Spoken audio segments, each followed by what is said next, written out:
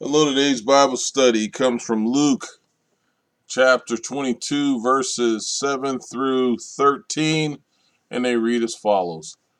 Then came the day of unleavened bread, on which the Passover lamb had to be sacrificed.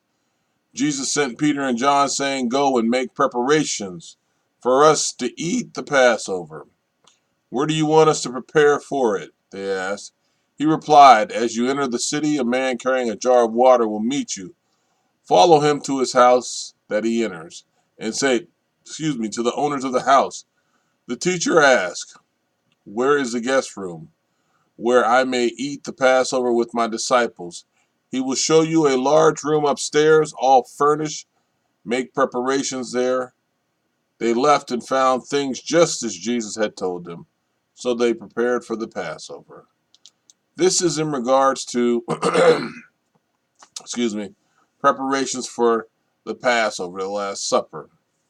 Um, when it says in the day of unleavened bread came, this must have been a commemoration for Jesus' Passover and remembers the deliverance of Israel from Egypt. And, that's what the Passover. This was huge because they were delivered from Egypt at this time.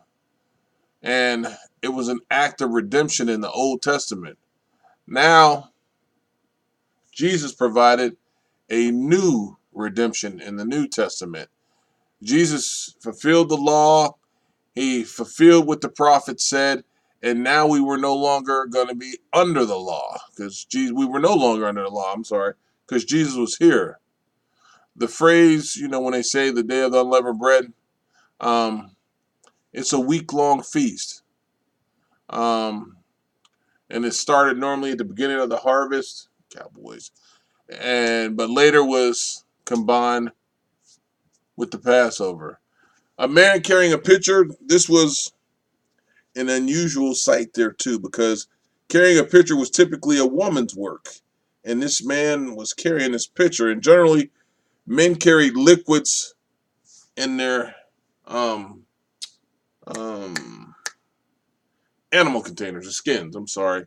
Remember when they were talking about the wine and putting old wine into new skins or new wine into old skins and how it would crack and everything? Well, men usually carried their liquids in skins. Um, So this was going to stand out to the disciples. It would be something that they could pick up on easily. Um, and this situation was a type of secrecy type of thing. And Jesus had to do this for a good reason, and that was to make arrangement for the Passover. And he already knew Judas had betrayed him, but he didn't want Judas to betray him before he could give a final talk to all the disciples, because he gonna talk to these disciples and tell them some things, and you'll see later that he had knowledge, but he didn't want it to escape where Judas couldn't be put to the test. So he was planning to eat the Passover with his disciples, and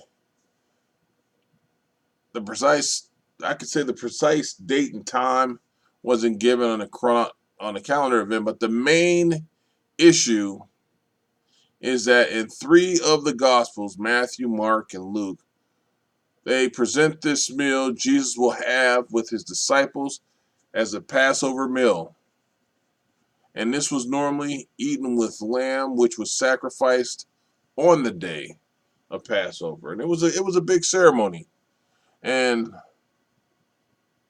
if you look at John 13:1, now before the feast of the Passover, when Jesus knew that his hour had come, that he should depart from the world to the Father, having loved his own who were in the world, he loved them to the end. And John has it a little bit different, but he still has the same outcome of the situation. Um, the main thing that we can get from this is Jesus was preparing for his final days, his last meal with his people on earth. And he was about to tell them some spiritual things that they should do, that they do physically, but that would affect them spiritually. Amen.